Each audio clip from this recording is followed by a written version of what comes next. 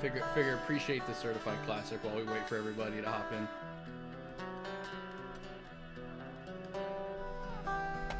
Dude, look how big this shit goes, dude. You versus the radio she tells you not to worry about.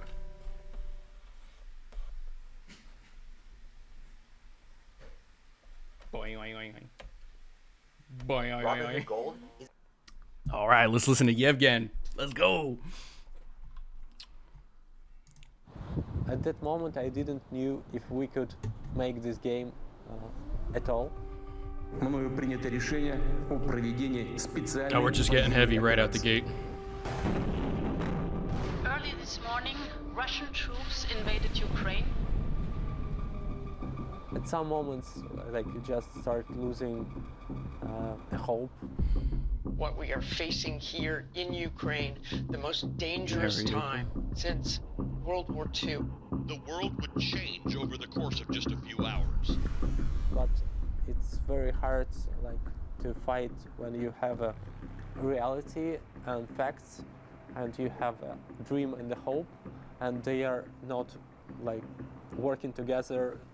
And the only thing I could make is to try to believe and hell yeah, brother. Try to just do work step by step and move forward. Man, that's all you can do when you're completely overwhelmed. You're blocking the. Oh, here, hold on. Let me go ahead and fix that real quick. Here.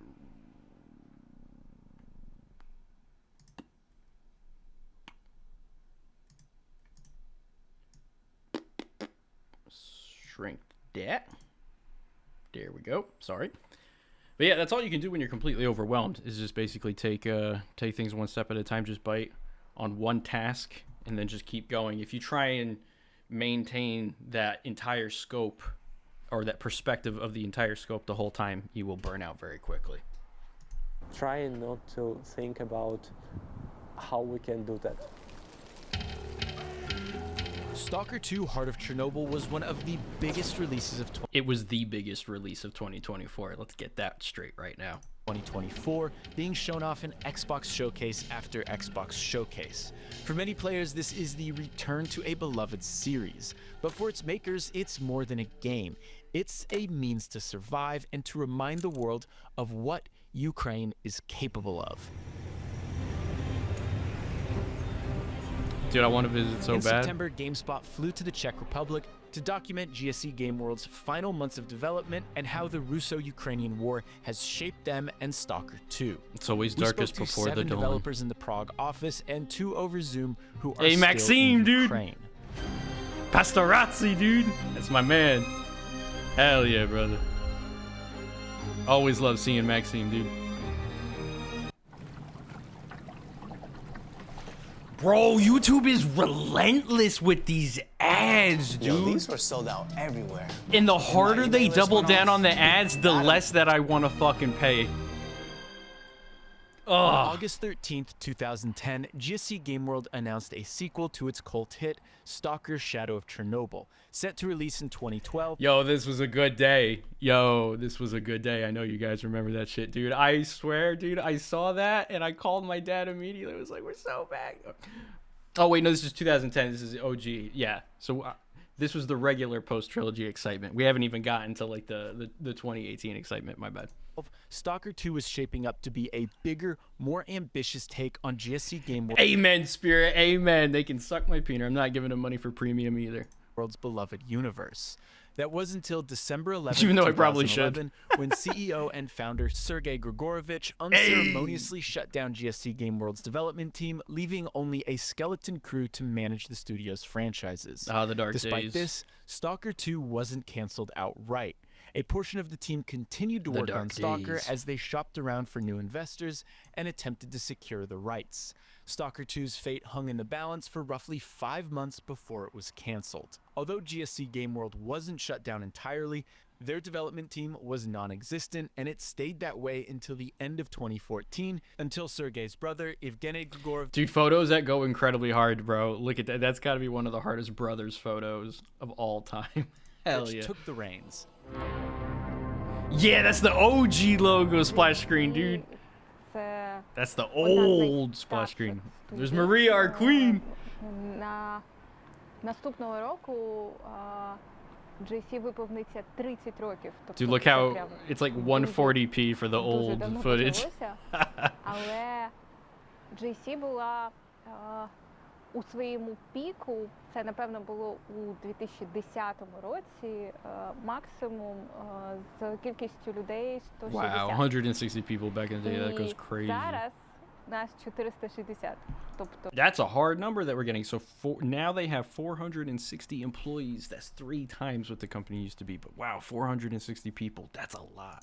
це там 3 рази більше, ніж колись. Wow, look at the whole room, dude. Everybody's in here. Heck yeah. Взагалі було GSC.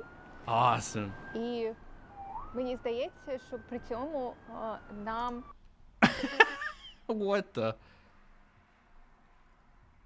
Oh my, is this a panic button? Oh, you can't, oh my god, wait. Is there a, hold on, I think there's a green filter for whatever reason over like the main source, but this says Putin's bunker launch. I don't know why the capture source looks really weird right now, but OBS was giving me a ton of problems. Yo, what's going on? Yeah, part 20 is coming up here really soon. There's a few videos that I was trying to get out first, but I think I'm gonna end up dropping part 20 first, but we'll see. It's coming, trust me, like 1 to 2 days. Вдається залишатися з такою X3, that's cool. душою інді. Це коли всі плюси та недоліки бути інді присутні. I was working in original GSC Game World, but I was working on different other projects. GSC Game World is known for... People forget that GSC is an indie studio and how high they're punching above their weight in the AAA space. I swear, people hold them to like a higher standard than they even hold like the you know, top annual releasing AAA studios of the industries. You know what I mean? Like the ones that have been around forever. It's that blows my mind. But you know what? When you're making something that good, it just makes the scrutiny that much tighter too. 2 directions. It's first-person shooters and RTS games, which are pretty successful and popular. Dude, I need to sit down and play Cossacks though, for real. Dude, Vadi got me the old ones on CD too. I really want to play those on my 98 machine. That'd be sick, just for like the full authentic experience. But dude, I gotta play Cossacks. I'm totally lacking on that. Was working on RTS department and on, I guess, all RTS games we released. I had a chance because my brother was the founder of the company. He was starting making games and it started looking... Dude, Sergey always is chilling. He's just always got the maximum chill vibe face. I love that. Looking at that making games could be a profession. I started working as a QA. That time there were no school of game development, what is right, what positions do you need to have to make the games. They were pioneers. And it was like you just discover... Still are pioneers. ...how to make games. I guess I worked as a game tester for nearly a year. At some point I go to game design direction and start working as a game designer. The team announced GSC Game World's revival along with an unannounced game that we now know as the RTS Cossacks 3.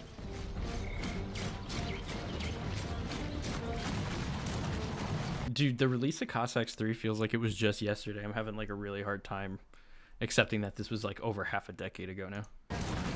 While this was a good time to be a GSC Game World fan, 2014 also marked the beginning of the ongoing Russo-Ukrainian war. Oh my god, Cossacks 3, was that really back in 2014? Then it has been a decade, that's insane. That greatly affected GSC Game World and its developers. In February 2014, following the revolution of dignity that saw the then Ukrainian president, Viktor Yanukovych, removed from office, Russia annexed Crimea and occupied and funded separatists in the Donbas region.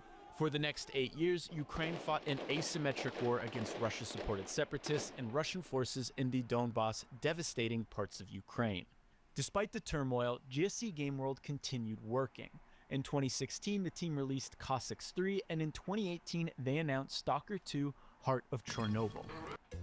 Unlock success with optimum business cyber the fucking ads.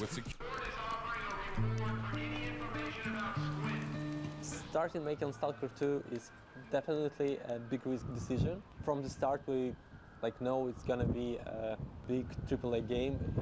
It has to be better than Stalker 1. That was one of the best games.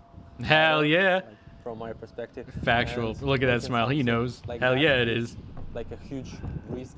I felt that we can do that. Like a big game, it just contains a lot of small chunks that you have to make to get the bigger game. It's like making 10 AA games, maybe something close to AAA game. But if you are capable to do a A game, maybe you can do a AAA game just by spending more time. Dude, I love how when he gets excited too, he starts like talking quickly and he like starts like jumping between his like thoughts and ideas. You can just feel the passion that he has for Stalker, man. He's one of us. One of us. I love it. Love this shit. Chrome user shake, bro. I use like 9 browsers. Time or resources. Це було дуже лячно навіть з самого початку. Just to beat the ads. Це було очевидно, що це величезний складний проєкт, що нічого настільки складного ми ніколи не робили, і що це буде потребувати багато чого від нас. Dude, this game is so beautiful. This game is so beautiful. It's been months, and every time I look at it too, I'm still like, oh man, it still takes me back, or it takes me aback. You know what I mean? It always is just like a wow, man, and it gives me that same feeling that I get when I look at the visuals for the original. These are just going to be timeless art style. Нас і багато відповідальності, але для нас очевидно, що коли ти щось робиш, будь-що, це завжди потребує 2 речей: віри та багато труду. І коли у тебе є і те, то ти досягнеш своєї мети обов'язково. Але ти потрібен мати ці 2 речі. As work on Stalker 2 progressed, Dude, I can listen to Maria talk all day, man. I swear. She's so inspiring, though. Russia began to mobilize. In 2021, the Russian military began to amass along the border of Ukraine and in Belarus. It was a strange, uncomfortable time. At some point, Russia started bringing their army just closer to the borders and make their trainings there. That wasn't the first time they were doing it, but still, if you are not too optimistic, you start thinking of what will happen, what can happen if someone spends so much resources in moving a lot of armed people to your border. It may be not okay, and maybe you should be worried. I thought for myself, Maxim. and we all decided that we will stay. I don't want to leave. I want to forgive myself. I don't know. I was pissed. I was angry. Rightfully so. At that point of time, leaving was not an option, and staying wasn't that scary. I was nervous at the first time, like at, I don't know, January. I was Pavlo. pacing around my flat and my apartment, and I was like, had that feeling of unease. And then I decided that I need to take care of my, first of all, take care of my wife, of course. On February 22nd, 2022, Russian President Vladimir Putin announced a plan to demilitarize and denazify Ukraine, a manufactured claim that was accompanied by a large-scale disinformation and propaganda campaign. Finally, on the 24th, Russia launched a large-scale invasion of Ukraine in an attempt to take Kyiv by force. This is considered the start of the full-fledged war. Me and my girlfriend, we were talking like, we wasn't taking it seriously. LMO, my of course, man. you are moving from your city, from place where you live, from your home, but at the same time, we wasn't thinking that it really can happen. But there was a tension, of course, in the air, because like anyway, you are moving, you are packing everything, you are moving to another city, even you don't know for how long you are going there, like it can be a week, it can be 2 weeks. Bro, this must have been the most stressful like time for them, seriously. The White House is warning that a Russian attack on Ukraine could begin any day. As tensions started to rise, and only a few days before the invasion, GSC Game World's leadership team scheduled a Zoom meeting with the entire team based in Ukraine. I had a call from my colleague. She said, "You have to go to Zoom right now. We have an emergency meeting." Bro, it's McCulkin the legend, dude. It's McCulkin, dude. My man. All company were here. We were here together on this Zoom. And Masha said, for a backup, we decided to move to west of Ukraine, to Uzhgorod. No panic, everything's okay. He said Uzhgorod? Oh my God, like, remember when I made the video and I was trying to read the transcript for that one article and I said like Uzhgorod? Bro, I still remember that. It still haunts me, dude. I mispronounced that so hard. So badly. Ever since then I was like, oh, no more mistakes. Gotta get it right the first time. You can take your parents, your family. We are ready. We have a space. Don't take a lot of stuff with you. Just your important people. Maybe your animals. Like, we are ready to go. У нас була намальована карта, як ми будемо їхати, якщо... Dude, that's so stressful. If like you can't bring your animals, like your pets are part of your family. If you can't bring them with you, that is gut-wrenching. Gut-wrenching. Повномасштабна війна почнеться. Ми подумали, що окей, великі траси будуть скоріше за все дуже перевантажені. Dude, imagine being stuck in this traffic though. Imagine how long it took to get from this block right here, like even 1 or 2 blocks up. This makes like something like New York traffic blush. And then you know everybody is stressed. Dude, this gotta be like everybody here is having the worst afternoon ever, while the rest of us around the world were just going about another day. Like when, man, that's bad. That's bad. People need to remember that this is what's happening. Like this doesn't just stop because they forget about it. Тому що величезна кількість машин хлине у більш безпечні місця. That's because, you know what I don't like? I don't like, you know, like the armchair activism type of shit. Where it's like, man, like people are just like, a lot of people are quiet now that were like trying to be all vocal when this first happened. And it's like, where'd your support go, man? Like, why'd you stop? Because it's not trendy? Because the American politics are telling you otherwise? It's like, man, I hate the media, dude. I hate the media. You guys remember when the last documentary was going on? And I made that comment and I said I was really worried because I didn't know what the future of the American government support was going to be for Ukraine. And then look at the shit show that has been happening since the beginning of this year, dude. It is so stressful. It is so embarrassing. I hate it so much. Oh my God. Like, bro, where's the integrity, man? Очевидно, у сторону Європи. Ми продумали маршрути маленькими дорогами в об'їзд великих, щоб, можливо, ми зможемо туди прорватися. Ми думали про те, що окей, нам повинні, крім транспорту, нам потрібно дуже багато бензину, тому що, скоріш за все, люди поїдуть заправлятися, тому що вони не були готові до того, що вони зараз будуть їхати, можливо, 1000 кілометрів. Dude, Maria is so smart. She was 12 steps ahead. She's like, this is what's going to happen when everybody panics. They're going to go for X, Y, and Z. What up? Yo. Thank you, Gatsby. But she knew. She's like, this is what everybody's going to be going for. This is what like the first few plays are going to be. So we need to be ahead of that so that we're not caught behind the 8 ball, dude. Dude, she's brilliant, dude. She's the best. І бензин ще й може закінчитися, крім пробок. Тому окей, ми повинні закупити. I never even thought of that. Imagine how much capacity gas stations have, especially if they're not being refueled.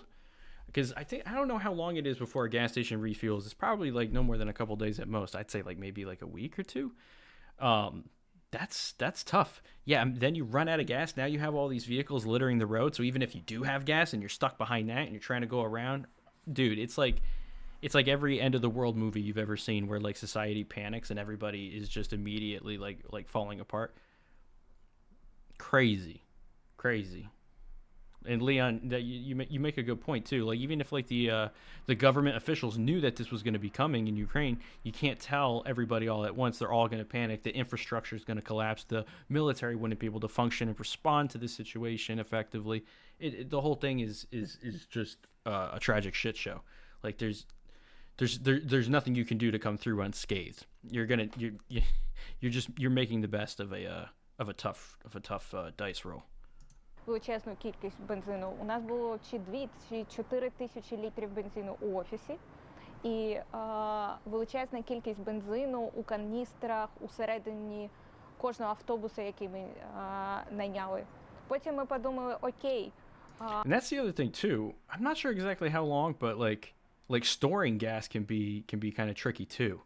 Like gas stations, they're designed to have it like so that water, because you don't want water getting in the gas.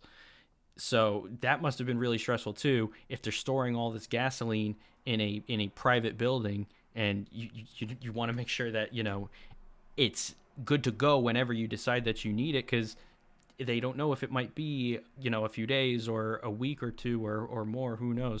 That's so many variables that you have to account for. Bro, Maria was playing like 12D chess, like having to try and get ahead of the situation. Автобуси у нас стоять. А що, якщо повномасштабка почалася, а наш водій не може доїхати до нас, тому що місто стоїть, йому треба якось добратися. А що як... Yeah, the shelf life is good for a year or two in the best case, in the best storage. But if it's, if you just have it in like drums in like an office building, that's probably not as ideal. You're right, it's probably still going to be good for months and stuff, but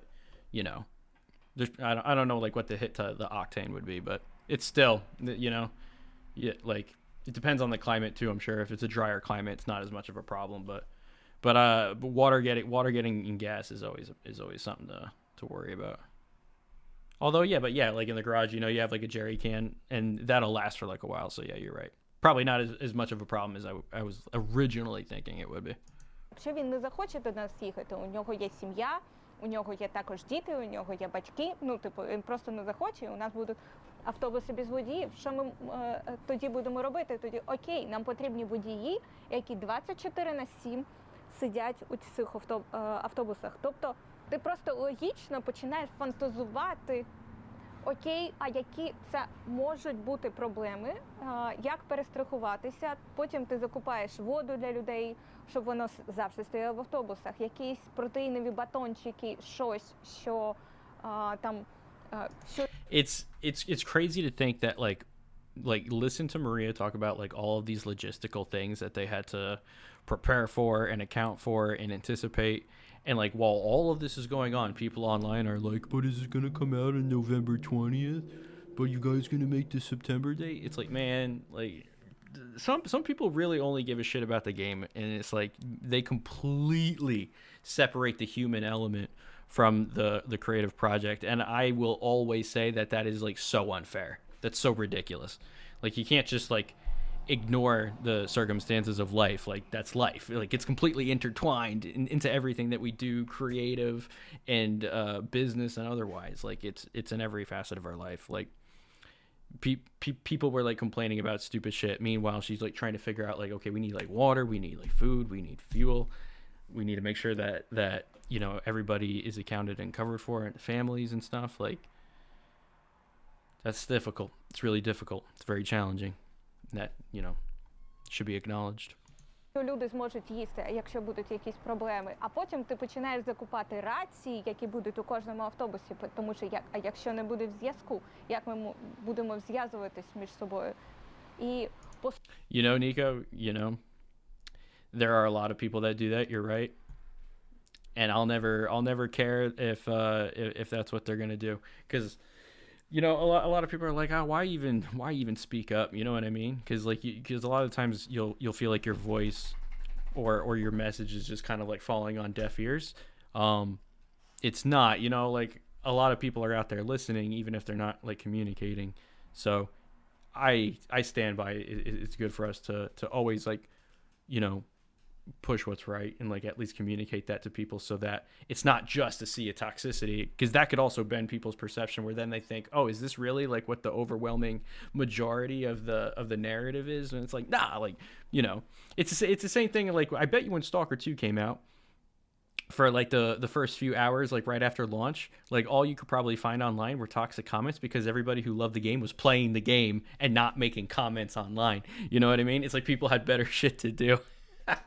So it's always funny that when I keep that in mind, I'm like, yeah, too true. Поступово цей план переростав в таку дуже масштабну історію, де основна ціль була просто захистити тих, кого ми зможемо. І це, типу, максимум, на який нам доступен. They gave every employee Yeah, what more choice. could you do? You can stay in Ukraine. That's covering or all you your can bases. Gather your family, pack the essentials, and evacuate to the border in the off chance that an invasion does occur. Around 200 developers, along with their families, decided to evacuate, while roughly 230 stayed behind. Thank you. I'm really glad to the gentleman that made this documentary that this information is in the documentary, because one of the most common fucking pieces of misinformation that I read online is really stupid shit where people are like, oh yeah, all the developers left Ukraine fucking years ago. They were never in any danger. This never impacted their lives. Like, what a crock of shit. What an absolute load of horse shit. Like when I read that, like I can't help but get pissed off. I'm like, oh, you fucking asshole. Like, why would you even shovel this fucking false rhetoric? Like, those of us that are hardcore fans knew what the score was. We keep close tabs. We're paying close attention. We knew that there was a portion of the team still in Ukraine and there was a portion in the Czech Republic. And it's annoying how often we had to like try and like drill that piece of information into the dialogue in a lot of these conversations to clarify and be like, no, listen, like these people are fucking going through it, man. And now here it is, vindicated, baby. It's in the documentary. You can't say shit. It's in the documentary. Buses made their way to Uzhhorod, a city on the border of I feel like he didn't say it the same way that Maxime said it, so I feel like maybe I'm not the only one who butchered the pronunciation of this particular city, and I apologize to the people of Uzhhorod. Oh God, I'm gonna do it again. No, hold on, I'm sorry. Ukraine and Slovakia. Why is it so hard to pronounce? The leadership team made the call to cross the border and make their way to Budapest, the capital now of that's Hungary. much easier to pronounce. Just a day later, Russian troops breached the Ukrainian border and the full-fledged war began. I woke up first. I saw the news. I saw rocket strikes all over Ukraine, different reports of mechanized brigades and army of Russia marching on Kiev, on Chernihiv, on Sumy, all over the place, and that was shocking. I remember that morning of February of 24th when we... Dude, try and imagine having fucking tanks and like artillery vehicles just driving through your neighborhood. You know, it feels weird when like something is going down and you see like a bunch of cop cars responding to a situation. You're like, whoa, this is serious. But like, yeah, imagine mechanized divisions like going through your neighborhood. That is fucking shocking. That is terrifying. That's not something that a lot of people can easily stop and imagine that position in for themselves, because they have no frame of reference for that. But it's very real, and people deal with this like you're seeing here. It's like, just like stop and close your eyes and like really like think about your whole world flipping upside down like that, like, and the amount of stress that gives you. Like, life is stressful and the economy's no good right now, so everybody's having a hard time, but like they're having a really fucking hard time. Like it cannot be denied. Like, it's a different level of stress, and when I stop and think about it, it just shakes me, and I'm like, fuck, man, I do not like that they have to go through this. Fucking insane. Already. And when I was growing up, there was like more of like the World War II generation and stuff, so there were the older folks and generations were like that much more connected to periods of like extreme like violence and turmoil and stuff like that, and you could just feel the wisdom from them and the way that they like look and saw things, and they were just like, ah, please don't do what we did. And you see how shaky things are nowadays, and you're like, oh man, like we got to do right by these people that tried to set a better example for us, and in many cases literally gave their lives for it. So that's the problem that they say, right, is calmer times create like weaker people. It's like the more removed you are directly from conflict and things of this nature, it's a lot harder for people to relate to it. So they need to educate themselves as much as they can to really understand that. Like, it's like when people say like, oh, I don't get into politics. It's like, yeah, but politics is going to get into you. Like, you know, and one day eventually you'll get, you can't escape society. Like, you're going to get pulled into the matters of what you live in, your community, your neighborhood, your country, etc. Yeah, it's crazy. Been in Budapest for several days. My wife just waking me up, showing me the pictures and the videos from the place where I got to my sports training, and the rockets fell just on that building, and it's completely destroyed. It's unrealistic to live on the situation when everything in fire. Because we did this mistake when we were in Donetsk. We're back in 2015 for 3 months because we were thinking like everything is... Oh shit, I didn't realize that. Is Mikulkin from Donetsk? Dude, yeah, because Donetsk and Luhansk is where things have been really, really spicy since like 2014. That's crazy. That's like, if that's the case, then it's like he went through this twice. Oh my god.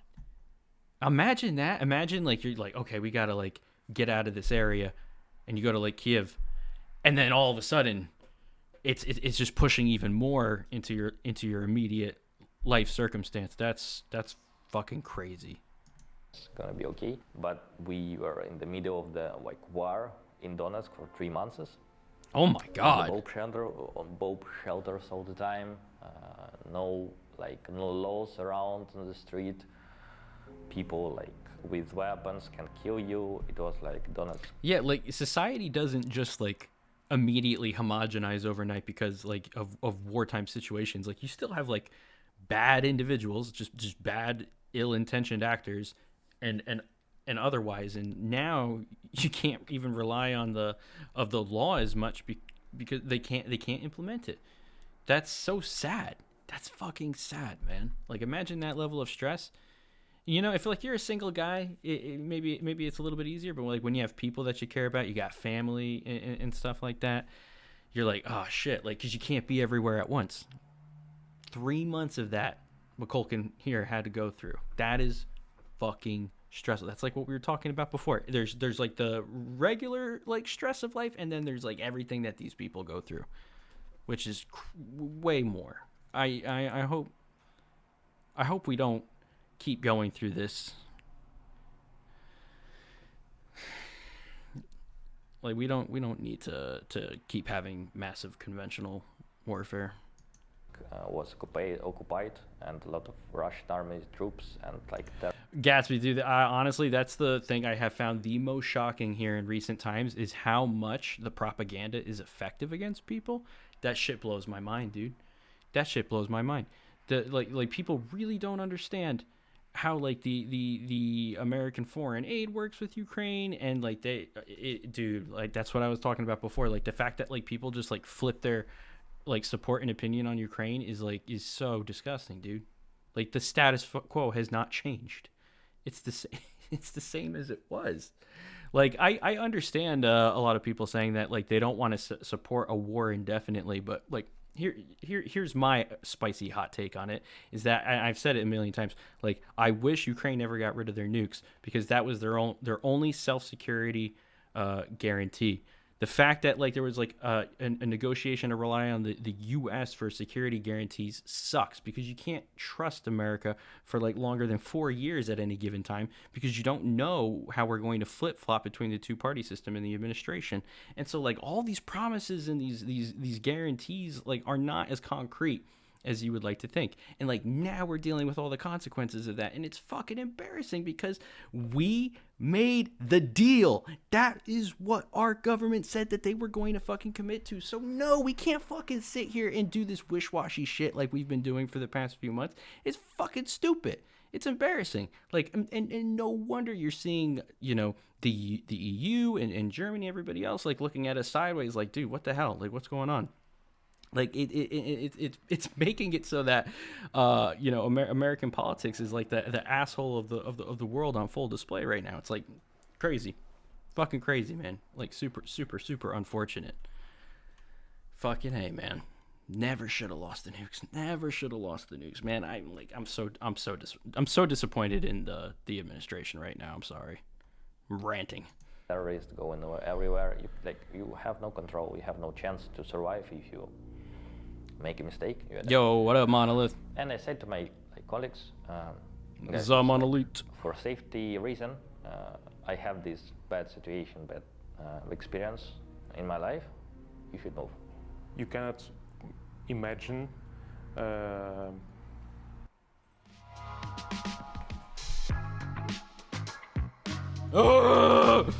Dude, the ads.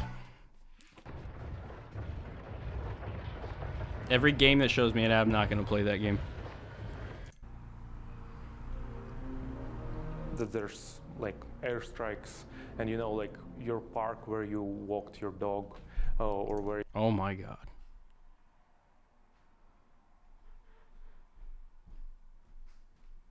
Dude, look at this. This is like more than half of the building is missing right here.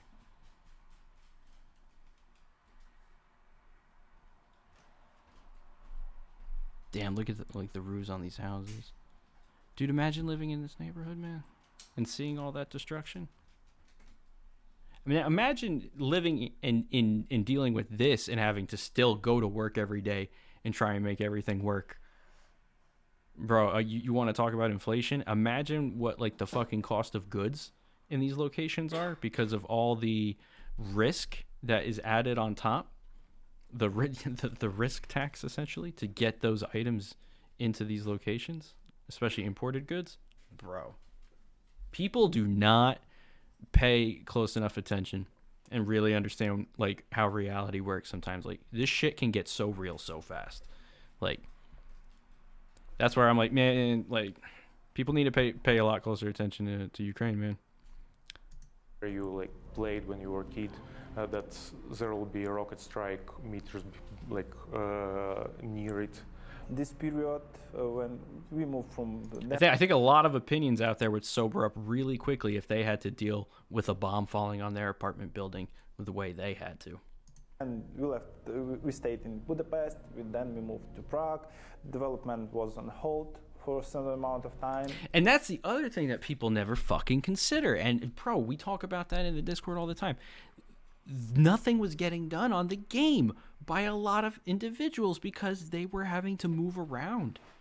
Like what the heck? People think that like the game was just always being made every day. Like, no, like there was like a period of time that just they got robbed of. Like, people have no consideration for that, where they're like, it's been 6 months, you know, like, what's going on? Where's the next trailer? It's like, bro, they're dealing with a lot here, you know? Like, we teased, we did the classic the Christmas parody trailer and everything, but that was fun spirited. We were just having a you know, ourselves a laugh. A lot of these like toxic comments, man, like fucking tone deaf, these people. It's so shameful. That's so embarrassing, bro. Imagine like being like, LOL, where's the game though? Stalker fell off, irrelevant. Bro, what the fuck are these people talking about? Look at this. Insanity, man. Insanity. And they still made a killer game. They still made the fucking game of the year despite all this shit. And they're still working on it. Oh my god. Oh, yes, exactly. But my $60, but the pre-order shit is always the funniest to me, because when you pre-order, you don't even have to fucking pay for the game from like most retailers. Like, I guess if you like bought it off of like the Xbox or like the marketplace or whatever, like maybe you'd have to pay up front, but like But then if you're gonna be upset about it, then don't. Then don't pre-order. If it's that spicy for you, if you want to support, and if not, that like, I don't understand the logic that people go by sometimes, dude. Like, make it make sense. This was one of the worst periods of my life. Probably not one of them. Probably that was the worst period of my life, because you're afraid for your country, you're afraid for your relatives, you're afraid for your friends, even for Ukrainians, for people who are living in your country. Dude, everybody that I have ever met that's from Ukraine is fucking amazing. Like, everybody from GSC Game World, incredible. My friends from GSC Game World that are STALKER fans, incredible people. Incredible people. When you have that personal connection, it makes it that much more intense and personal for you. And that's why I love the internet so much, because like I get to meet people from all over the world and like form those connections every day. That's what people need to focus on, or you'll literally just lose touch. You'll lose your emotional touch with people, because those are the ties that bind us, so to speak, you know? Like, for a lot of people, they just see this as like, you know, just like a name on a map, you know? It's just people. It's just shit happening every day. But it's like, it's a lot more than that. It's a lot more than that. And once you have your eyes calibrated to see that, then you're like, oh, okay. Like, yeah, don't lose your emotional acuity. It's easy to get desensitized to stuff, especially with the internet. But like, you know, keep in touch with your souls, gentlemen. And it was devastating. It's hard to remember like the date, the month. I just remember that period, like first 3-4 months. It was like, I feel now that it was like one long day. Although a handful of team members coordinated GSC Game World's evacuation effort, many of the developers we spoke to mentioned Maria by name. A lot of the responsibility fell on her. She's a legend, because she is a legend. We asked her how she managed to keep her cool under such dire circumstances. Знаєте, для мене це працює якось, може для багатьох, але у мене це працює так, що у момент реальної кризи. Dude, this is so based. This is so based. She locked in, dude. She's like, okay, I'm going to take myself, put that over here on the side, and everybody's needs are so paramount and immediate, I'm going to focus on that. It's got to get done. She locked in, dude. That is like the most true leadership right there, dude. I swear. You know, like, you want to talk about like having a mentor or somebody to look up to? Maria, absolutely.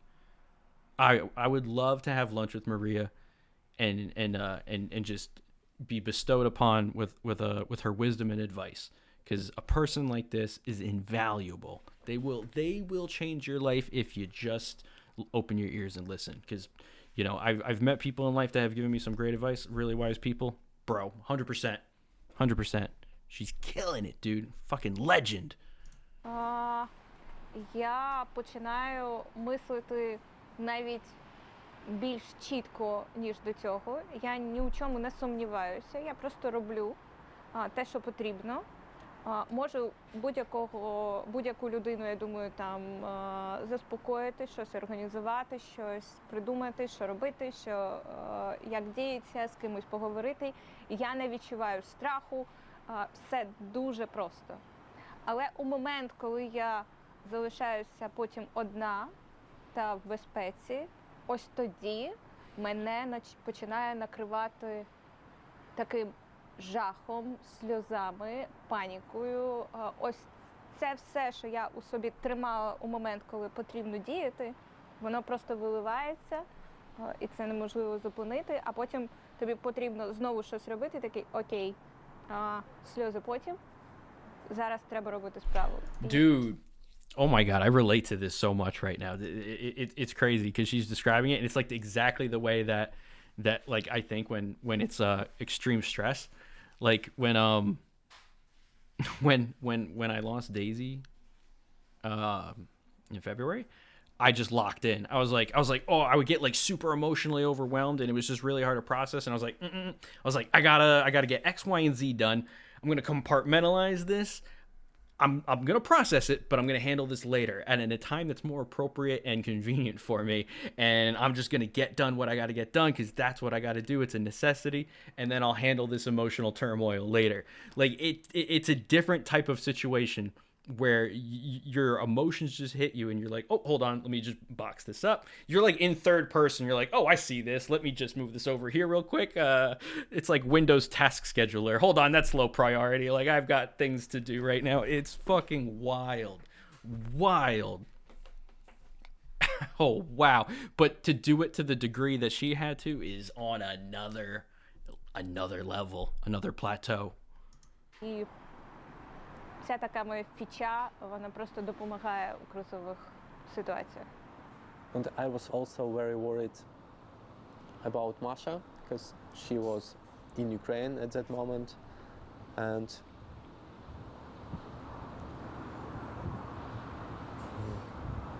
oh my God, dude, look at that emotion, that stress. Well, I felt that not being able to be close to that person is really, really tough.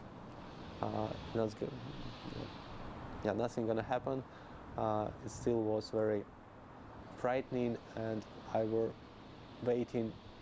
And that's the coping mechanism that you have to, where you're just like, yeah, like it's gonna be okay. Like you have to tell yourself that. There's no other way that you can function otherwise. You have to put your faith in that, and that's stressful, man. That's stressful because while you're doing that, in the back of your mind, you're like, but I don't really know.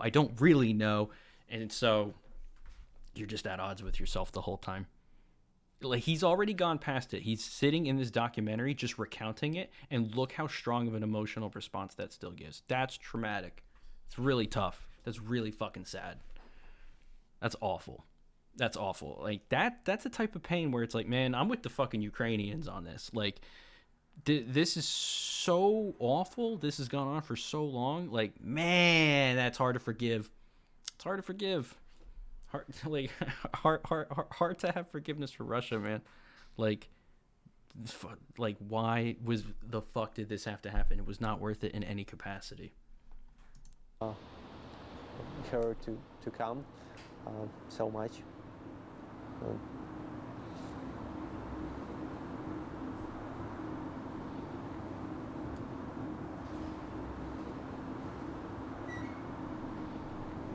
You know, and a lot of Ukrainians, their wives or their husbands, they didn't come home.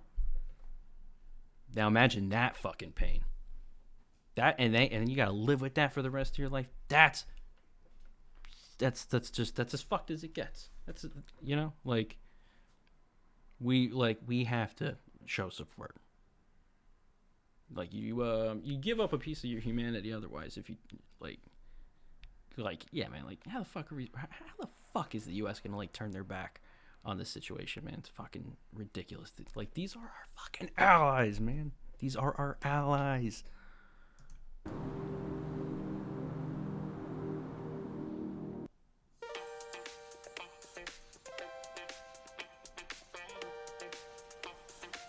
That's the next product I'm never gonna buy. Thanks for that. Fucking ads. And the company helped like so many people, not just about workers and employees. It's like families, parents of our employees. Dude, and that's the funny thing too, is people will sooner get upset about like the money given to aid than they will about the way that money is mismanaged and misspent in this country every day. Like trim the fat on the spending before you start cutting like critical components of support like this. People act it like you can't have it like one way or it's one way or the other. It's like, oh, we either support them or we don't to get the money back. It's like there's a million other ways to get the money back. Like why are we saying that this is where we have to draw the line in the sand? It's like it's got to be this one thing. Like no it doesn't. Like what are we talking about? Like that's the short-sightedness that like I'm quick to point out, because it's like people get tunnel vision where they can't see beyond the problem that's in front of them, and then you become blind. And it happens to me too. It happens to all of us because we're human beings. It's just we have to have the humility to acknowledge that so we don't fall into that hole more often than we absolutely have to. Employees. Oh, dude, yeah, exactly, Leon. Bro, the lack of support that veterans get here in this country is staggering. Staggering. Dude, there's like 1 million social programs. You look at a state like California, 1 million social programs, but you still have veterans that give their all for the country. And they don't get taken care of. Like, how many memes are there about the VA or your injury or it was not service related? You know, and you got fucking tinnitus like out the wazoo from explosions. It's like, man, don't give me that shit. I don't want to hear it. And I'm really like close to the issue of tinnitus. You know what I'm saying? Like, you know, my dad deals with that shit really bad, and it's an awful thing, man. I wouldn't wish that on anybody. I wouldn't wish that on people I dislike. Like, it's awful. Tinnitus is a fucking awful thing. There's so many, like even if you survive war and conflict, there's so much baggage and damage that happens to you that you have to like carry and take home. It's awful, man. Awful. These people should get support. What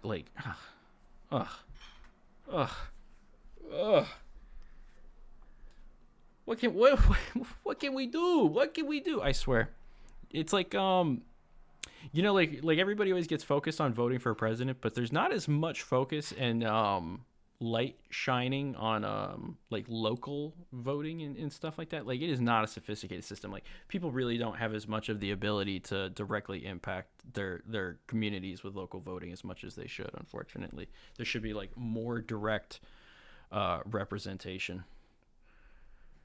Shit sucks.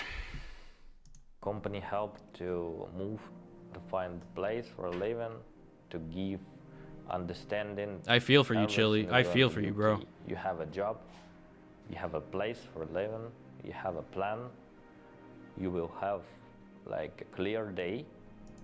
I guess you could say clear sky.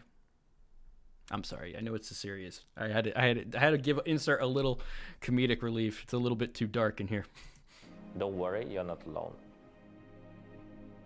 During our stay at Budapest, we started to plan our next move, and we came up that we need to move to Prague because it's like what a beautiful looking city, dude. Hub of Europe here, like a lot of. I want to visit so bad. Gorgeous looking place. And some IT companies, and it is much easier to. Wow, look at that architecture, dude. Basic stuff like computers or software or something like that, because infrastructure-wise, it was absolutely started from the scratch.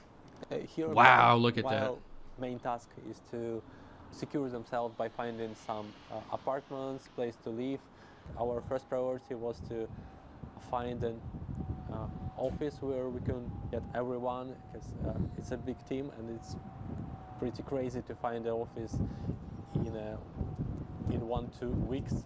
I can't remember how many days we spent on just iterating, just sending the links of some companies, of some advertisements of different rooms, different offices, and so on and so on. Renting an office in the middle of full-scale invasion. Dude, you see he had boxes. They had the boxes of Snickers, dude. Hell yeah, Snickers is such an underrated chocolate, dude. And my mom loves Snickers, bro. She got me turned on. Snickers are the shit, man. Snickers are the shit. Super underappreciated. I mean, because like you got the classics, bro. Like you got your Kit Kat and your Reese's. Those are like the go-tos that people usually go for. And then of course you've got like for the ultra based your Almond Joy. But bro, Snickers gang, rise up.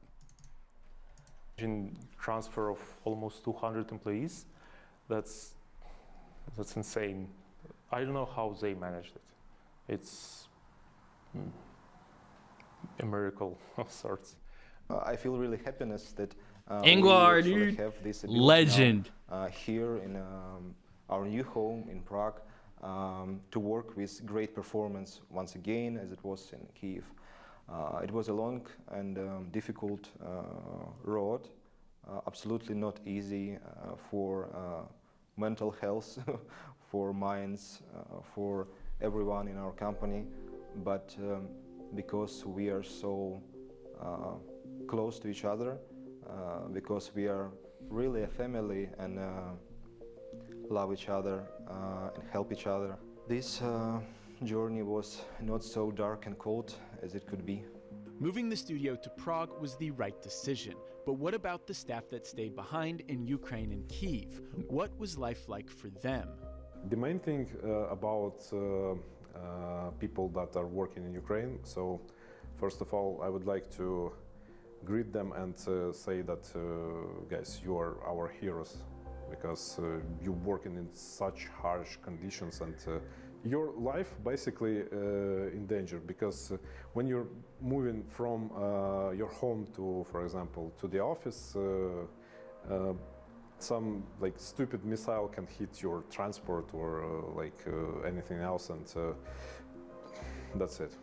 Currently, I'm based in Kyiv, and unfortunately in Ukraine we have a lot of red alarm sirens, and we need to go to the shelter, and we need to stop our communication and our meetings, because the safety is on the first place for us. You know, when we have calls, almost every day we have alarms in Kyiv.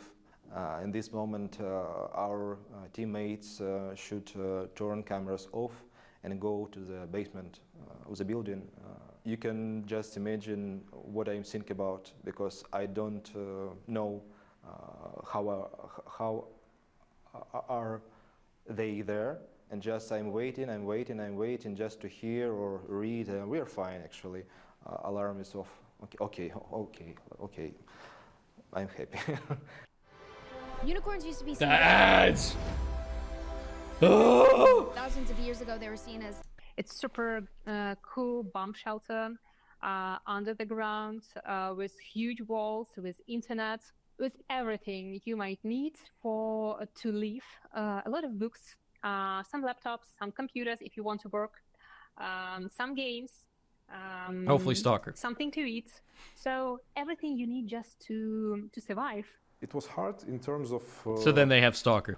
Some organizational stuff, because Russians are trying to get Ukraine into the dark ages, because they're constantly shelling some energy infrastructure and other critical infrastructure. And still we have a lot of electricity out there. Dude, shout out to the firefighters, man. Shout out not just the soldiers, the defenders is a widespreading blanket, because really every citizen is called on in some capacity to fulfill their duty to make sure that everybody keeps living and everything keeps rolling, and that's a fucking challenge, dude. So good job. Чи пристосуватися до того, що половина команди то сидить без світла, і у них просто немає електричества, чи у них просто немає електрики, чи у них немає тепла, і треба організувати, щоб було де грітися, чи потрібен шелтер, тому що людям треба десь ховатися, і це все ще накладує 5 мільярдів всяких проблем зверху на те, що тобі ще й треба, гру розробляти, і люди чекають і думають, коли ж ти її зарелізуєш, та ти сам думаєш, господи, хочу її зарелізити, реально, я так хочу це зарелізити, всі ми. Але тобі ще потрібно це все зробити і вірити в те, що тобі вдасться. Тому що підтверджує, що вдасться, нема. Зараз вже є, але тоді не було. While the folks who stayed in Ukraine are putting themselves in harm's way on a daily basis, the developers in Prague and in other parts of the world still feel the effects of the war. It's unfair to compare this difficult between people who stay in Ukraine in how to live outside, abroad of Ukraine. It's completely different. We have a chance to work. My man got the game found collector chest. I recognize that particular crate anywhere. Very nice, very nice. From one collector to another, absolutely stupendous. A choice item indeed, sir. I say, choice item indeed. Like normal, without bombing. We have electricity, internet all the time. We have a space to move. We know we're not going to die in. I love seeing level editor stuff. The Russian bomb. But still, We had zero understanding in what point we are going to do, but after 2 years and a couple of months, I'm sitting here in Prague, in the Czech Republic. We have an apartment, we have a job, everything is okay.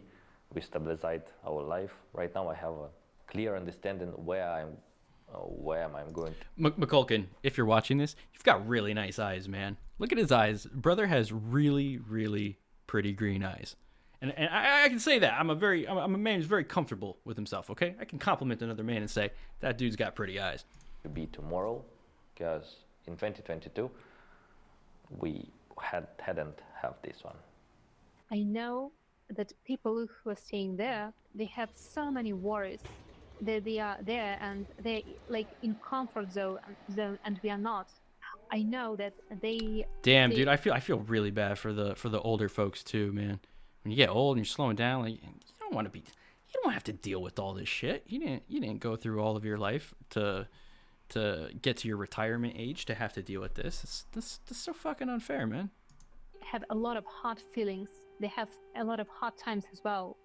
And it's not an easy to stay there without any opportunity to come here. And I cannot compare. I just know that I were there in Prague. I won't be calm inside. And I know that people who are there, they are not calm inside. And they worry a lot. We all decided that we will stay because I felt guilty. Felt guilty for leaving. And I know myself, I am guilty all of the time, all the time. Like the war, even though you leave, it affects you anyway. It's just in the different sense. Yeah, you can never really escape it. The team had settled in Prague, the capital of the Czech Republic. However, the hardships did not end there. It started like a lot of bullshit. I'm sorry, a lot of bullshit from Russian players. Dude, McCulkin is so based. Russian I fucking love this guy, dude. McCulkin's a man. Because, like, they wrote to us, you shouldn't be on the politicians. You shouldn't have a political statement at all. You just must to create. Dude, that when the war first started, there were a lot of Russians that were basically saying that like Ukrainians like should not exist. I think that there was a lot of Ukrainians that were like trying to give the benefit of the doubt for a lot of people, and that was the response that they got instead. And that shit is shocking. That's fucked up. So like a lot of people like either were feeling that sentiment and then we're suddenly feeling oh, now's the time that we can speak up without consequence. But that's fucking crazy. That's crazy. Obviously not every single person in Russia thinks and feels the same way, but there are a lot of fucking people over there that support what's happening, and that is a fucking shame. Fuck that. Game, it's not your point, it's not your business to be on this business or to be on the political. He's right. Everything he's saying happened. I saw it for myself. 100%. No bullshit. Why would you do this? And we decided to close our social media and our connection with the community for a couple of months, and to rebuild our plan for to communicate with community again. Like we changed completely everything. Because it was a lot of bullshit, as I said before, from the Russian players, and it's still a lot of. But we are struggling with it. We all remember this. We understood how to work with it, with this part of community. But it was like an ocean of angry people who are going to say, we're going to kill you, we're going to kill your family, we're going to destroy the company. Bro, there's no fucking excuse for that either. Like, it doesn't matter how scorned you feel as a fan of GSC Game World or STALKER. Like, there's no fucking excuse for like wishing death upon people or their families. Like, you're not a fan. Like, you're just not. Like, don't even dare like say in the same breath that you are and say crazy shit like that at the same time. That's fucking ridiculous. And like, the fucking all that shit that was getting posted on the Vatnik pages. Like, obviously in this community we're hardcore. The idea of like early leaked content is fascinating to us for the content. But the people that were behind orchestrating and releasing and doing that for the purpose of damaging GSC, like go fuck yourself. Like, again, it can't. We said it in the old videos, but it cannot be, restated enough, and I can't intensely communicate that point hard enough. That again, fuck those people. Thank you. We're going to bomb your office in Kiev. We're going to find you everywhere. It was the hate, because of hate. Because of them, our statement and decision to stay, to make this delicious. Thank you. You're welcome. Announcement for sure. We've seen photos leaked and surveillance on our office. The build that was leaked, office photos getting leaked is insane. That's just straight up terrorism. Like, you're just taking part in digital terrorism at that point. And whoever was responsible for that, I sure hope that they got the full weight of the consequences for what they did for that, because there's no fucking excuse for that. And I'll say again, if I meet anybody online in real life that did that, it's on site. Boom, bro. No fucking questions asked. How dare you? How fucking dare you put the people I love in danger, you motherfuckers? Like, no acceptance, no forgiveness. Sorry, I'm not that big of a man. Like, that pisses me off, man. That gets me burned up. That was a problem. We wasn't joking about it, but at the same time, you're thinking, wow, what we need to go through more. Like, we had like pandemic, we had like cyber attacks, we had like leaks of the personal information to the internet, a lot of passports of the company. We had like the war, and now it's fire.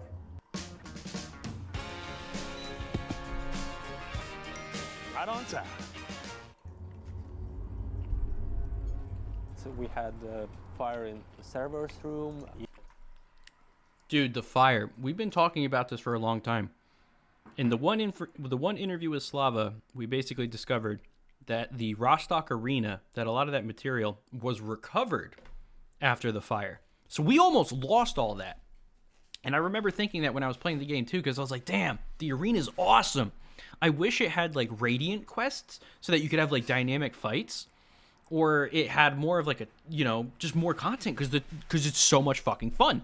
I love that content. I wanted more of it. And I remembered that interview, and I was like, oh wow, like I almost did not have this. Like, we almost lost this material. And that's the other thing that people need to remember, is that when you have this office fire, like we were talking before about how the team had to move around, and when they're moving, they're not able to work on the game, so you're losing that time. Well, what about the time that you do put in and work hard, and then it goes up in flames? Now, tell the same employee, hey, sorry, remember all that stuff that you worked your ass off for 3 months on? Can you make it again because it burned up in flames? What the fuck, dude? Like, that's a different level of stress. That's a different level of stress. I would be like, oh my God, I don't want to fucking do this again. Like, especially after you put your heart and soul into it the first time. New materials, one thing, but doing the same thing twice, if you're like a creative type, that's like the worst. You know how much that burns you up. You know how fucking awful that is to have to deal with.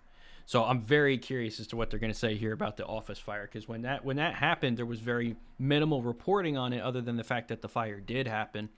And we've all been speculating, like, well, I mean, like, what was the extent of the damage from that? Because it was clearly significant. It completely destroyed one of the floors. There were no casualties. Thank God. Like, all the material of the game aside, thank God there were no casualties. Losing even one person would have been... That's too much. That's too much. There's no amount of the game that's, worth fucking a person's life. So in that respect, wow, did they get lucky. Also, I think I'm sitting in the same chair right now. Bro, is this a GSC chair? Yo! Unintentional STALKER collectible, bro. This is a GSC Game World chair. This is the same chair model that GSC employees use. Now, when I'm working in DaVinci Resolve, I'm gonna feel even cooler. I'm gonna be like, dude, My butt is sitting in the same seat, in the same throne of greatness that the creatives at GSC use to work on Stalker 2. Yeah. I didn't even realize I had a GSC Game World chair all this time. That's crazy. That's crazy. No one was hurt. Actually make us stronger because we got an experience of what can happen, how it may look, what we have to do to not let it happen again. For me, personally, for me. Dude, I would join them in a heartbeat. In any capacity, dude. That'd be a dream come true. But I'll cosplay it dead forever.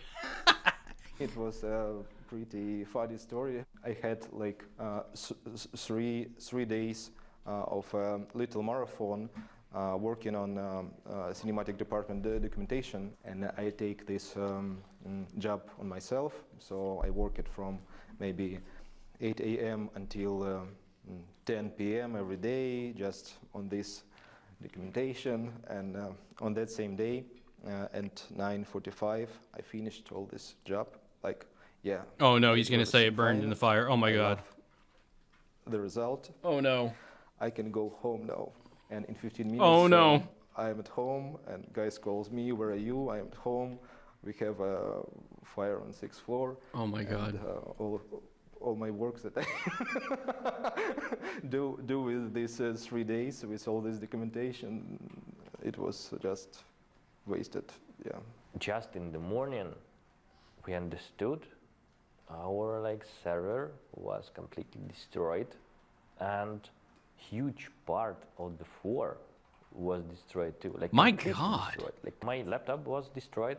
Dude, how did it not damage more of the building? That's insane. One more challenge to rebuild this game again. One more thing what we weren't expected. Like, why would it happen? Like, and it happened. It happened too. Games aren't made in a vacuum. As the war in Ukraine changed and evolved, so did Stalker 2. The team made the decision to audit every single part of the game to amend, cut, or tweak anything that might trivialize the war or come across as insensitive. They even changed the title from Heart of Chornobyl to Heart of Chornobyl to honor the Ukrainian romanization and pronunciation. Hell yeah, brother, hell yeah. Actually, something big in scale. It is always about details. We have a scene when a grenade falls. Dude, I love this soundtrack so much. Why are they shooting at us? Why are you shooting at us? We're with Strider. He looks on it, then looks on his companion. Oh, why would you put an ad there, bro? Oh my God. Before the war, this moment was like a little joke, how SCIF react in this moment. So it should be. Dude, we had heard about this moment with the dud grenade in a written interview before, but this is fascinating because this basically confirms it's this scene on Wild Island with Richter next to the car. Whoa, that's really interesting. I love that he's describing it. I wish we could see what the scene looked like. That would be very, very, very interesting. Actually, a joke. After war, we know how many times this situation repeats on the front lines, so we can't leave it like a joke. So we just absolutely recreate the. You know what's ironic? I completely agree with everything he's saying. I completely understand it. But you ever notice how when things are removed so that they're not like he's saying that this happens on the battlefield. You know what's funny? I bet if they had left it in and they didn't change it, it wouldn't have been a problem. It probably would have ended up being one of those things that veterans were like, I've been through that. Like, veterans are built different. You know what I mean? Like stuff like that. They're like, hell yeah. They feel validated. They're like, I went through that shit. Like, yeah, that's how it is. So that would actually probably become like a moment for them that they would reference, and that they're like the insiders club for stuff like that. That's just like what I've noticed, at least with with veterans here, because I'm friends with a bunch of people that have served in different branches and stuff like that. So just the mentality of those types of individuals, I've noticed it would be more like that, where instead of being like, I can't believe they did that, it's, oh yeah, we went through that, brother. Like, so you might know what I'm talking about. Deepest meaning of this moment situation. So it is always like little tiny details. It is not about big scale. But again, I understand why they removed it, because they didn't want the perception of like them making light of a very serious situation. Again, I totally get that. Just wanted to clarify that. The changes in the game. It is always about details. Проблем як технічного, так і персонального характеру. Там нам треба було повністю, майже повністю змінити каст всіх акторів. І ми почали озвучання з нуля. From the top. Action. Listen. Darling. У 22-му році нам потрібно було побудувати цю. Also, having to redo all of the voice work for the game, like over from scratch, that's just another setback. That's just another thing that now you have to take more time to get done again. That's challenging. Нову motion capture студію тут. Нам потрібно було cool wallpaper. Звукові. Сам кастинг. I'm gonna have to hunt that down in Wallpaper Engine. Новий кастинг – це великий процес зробити. Нам потрібно було змінити деякі тексти у грі, тому що вони звучали вже дуже дивно, тому що контекст змінився. Знаєте, ви можете зараз щось завжди написати, що без контексту звучало ок, а з контекстом тепер звучить, що це за херня, і ти не можеш більше користуватися цим. Чи, наприклад, змінити звук сирени у грі, тому що ця сирена звучить як сирени, які 250 чоловік з нашої команди чують кожного дня. І це визиває, це реально тригерить їх почуття, і потрібно це змінити. І ось таких як великих, так і маленьких речей було дуже багато. One of the most controversial changes the team made was to remove Russian voice acting from the game, a decision that was met with a lot of backlash from the Russian player base. We made an announcement about we're not going to make a Russian voiceover. We decided to cancel it and focus on Ukrainian and English voiceovers. Again, a lot of people tried to make leaks from our game, like stole information from the game, to focus in our employees. They found my passport data in their internet. Dude, that's fucked up. My place of where I was born, it's Donetsk, and started to write to me, we are going to kill your family, because we know your address right now. We're going to kill your mom, kill your grandma, and a lot of pressure. Bro, if it was me over there, I'd be like, yo, McCulkin called me up and was like, and told me that shit was happening. I'd be like, bro, let's go. We're gonna handle this shit right now. Tell me who, tell me where, tell me when. Let's fucking rock and roll. Fucked up. To be like, we're going to kill your family and we're going to destroy everything what we love to. But then you understand how to work with it too. It's part of the job, the part of the internet war, if I can say to it. And that's why we got a lot of for example, chopped heads of our Ukrainian soldiers in your private messages, because oh, you... Bro, these motherfuckers, bro. Ooh, man, that shit gets you fucking mad, dude. The mental fortitude that it takes for them to fucking have to deal with this shit and then just still keep it 100, you know, and maintain the whole time they're working on the material in the game and keep this shit out of mind. Fucking ridiculous. I can't, oh my god. Yeah, you know what? I agree, Leon. I think one of the things I enjoyed the most was when Heart of Chornobyl came out and it was doing really, really good. And they were like, no, you're not allowed to love the game. No, it has to be bad. You can't. You could just tell they were getting so vitriolic and toxic, and they were getting really, really, really retarded about it, where they couldn't even put anything functionally logical together. They couldn't even lie. They couldn't even lie good enough. They were just STALKER bad. That was it. That was the beginning and the end of their argument. And they're just really just like fucking all over the place. It was so funny. Meanwhile, we're just like, ha ha ha, fucking good game, go burr. Like, like I said before, like everybody that loved the game was playing the game, and we probably didn't even see a shit ton of those messages because we weren't lingering around trying to fucking troll message boards. Like, we were too busy going hard in the zone, baby. You did us, you won't do like Russian voiceover, here you go. And you can't be prepared for this. You can't be prepared for this because you know that this is someone's father, someone's friend, someone's relative. And it was really hard, and you know that that was the people that went to serve our country, to defend our country, and it was really hard. Not only because of the photos, because also it wasn't like oh, now we are war. That's a good point. And you know what? The game did incredibly well, and they weren't even selling it in the Russian territory. They said, we don't even need your cells. Go ahead and pirate it. Dude, how based is GSC? They did not even put de novo on the game because people fucking hate de novo. And GSC is so based that they probably sat down and said, you know what? We don't want to piss off the people that support us and support the product. If they're going to pay, they're going to pay. If they want to support, they're going to support. And if they're going to pirate, they're going to pirate. Like, you're going to do what you're going to do. It is so fucking incredibly based that I knew right away. I was like, oh, I'm buying multiple copies of this game.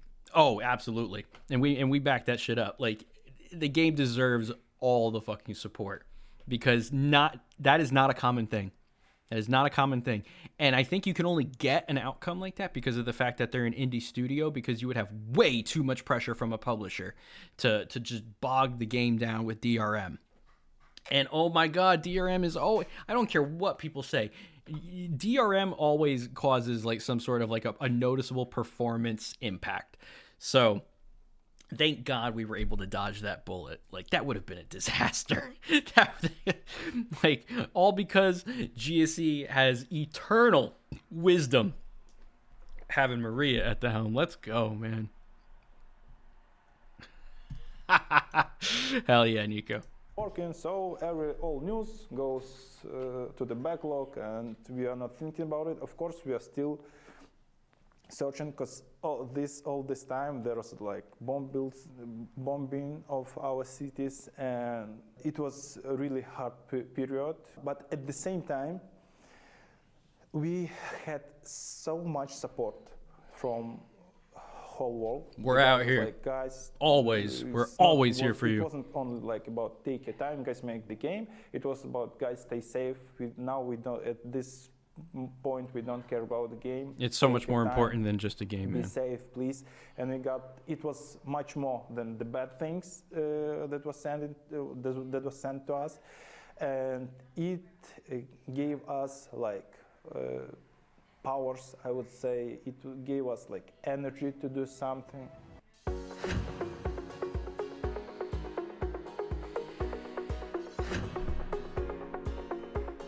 I hate ads. Video games are a lot more than their graphics, mechanics, and gameplay. Behind every game, there's a team of passionate developers who are putting their heart and soul into the experience. But in a way, STALKER 2 has become more than just a vessel for developers to express themselves. It's a piece of Ukraine's culture and history that is being shared with the world. A culture that another country is trying to suppress and delegitimize through force. For everything they've gone through, whether you're a fan or not, STALKER 2 exists. God, this game is so beautiful. Had everything working against it. A cancellation, a war, cyber attacks, a fire, and the list goes on. Yet it exists, and that should be celebrated. This is a great documentary. I really appreciate that they were able to flesh out some of these situations in more detail for us. It really does help shine a light. Я вважаю, що світ Сталкеру – це настільки фантастично глибоке та цікаве місце, що воно повинно жити. Цей всесвіт повинен жити. Це прекрасний всесвіт. Він дуже жорстокий. A Maria smile is so contagious. Брутальний, але він все ще прекрасний. Як наше життя. Але це про життя. І ми дійсно віримо, що цей всесвіт і зараз, і навіть після релізу ми продовжимо оце надихати його все більшими смислами та сенсами та чимось таким глибоким. Сподіваюся на це. It's important to understand that it's not just a game. It's a real history, Ukrainian history, part of the Ukrainian history. It's a struggle for our sovereignty. It's a struggle for our identity. I think this is one of the ideas that we have in our game. So I would like the players to have fun and at the same time to feel this depth of what we want to bring. When the development started again, I don't even know how to describe this word even in Ukrainian, but it was really important in a way that now we knew that we need to make like great Ukrainian games, and we are doing it not only for ourselves and not only for our players, but we're doing this for our country. I'm thinking about one very important message, so I would like to share with the whole world, and so please remember that his beard is awesome. That's the message. Okay, I'm just kidding, but his beard is awesome. While we are working, while we are doing like our stuff that we like, there is a war in the big European country, and people are constantly dying or getting like really traumatized, and it must be stopped. Amen. Amen, brother.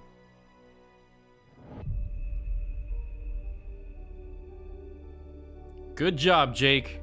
Jake Decker, good documentary, brother. You did a great job, man. This was good.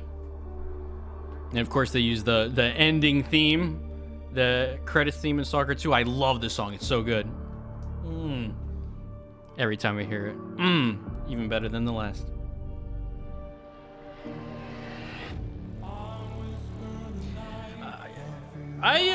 You know, you make a point. I guess GSC hasn't reposted this on the media channel yet. Maybe, you know what it probably is? No, I guess that wouldn't make sense. Maybe, I don't know. Maybe GameSpot has some sort of agreement that they control the distribution, or I don't know. I don't know. But I agree with you. I think more people should see this. I think more people need to understand what's going on. As many eyes on this as possible, man. These people are my heroes. I mean that.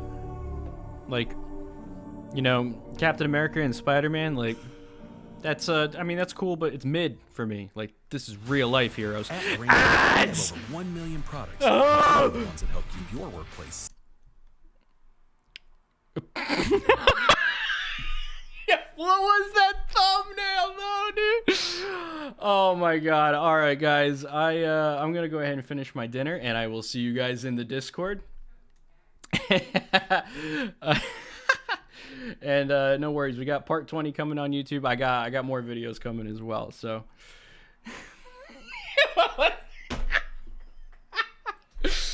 the fucking ads never stop. I love you guys, man. I'll see you in Discord, brothers. Good hunting, stalkers.